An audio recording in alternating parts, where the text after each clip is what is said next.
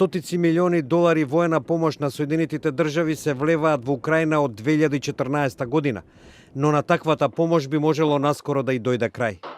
Двајца високи представници на администрацијата потврдија дека председателот Доналд Трамп размислува да го блокира годишниот пакет од 250 милиони долари, пари наменети за спречување на руската агресија. Украина ја користи помошта за борба против вооружените сепаратистички движења, поддржани од Москва.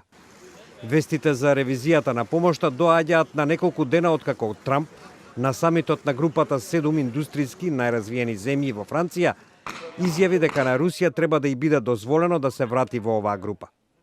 Русија беше избркана од групата откако го анектираше Крим од Украина во 2014 година.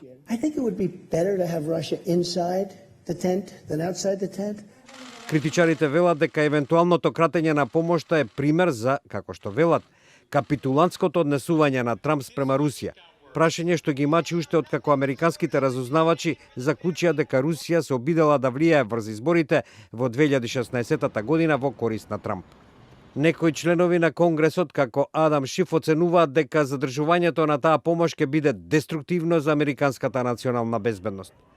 Од Белата куќа инсистираат на тоа дека оваа ревизија е во согласно со политиката на Трамп дека секоја странска помош мора да биде оправдана.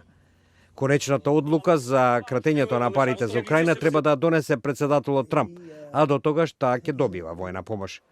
Вашингтон досега има дадено на Украина повеќе од 3 милиарди долари помош, вклучително и 1,5 милиарда за смртоносна опрема во последните 5 години.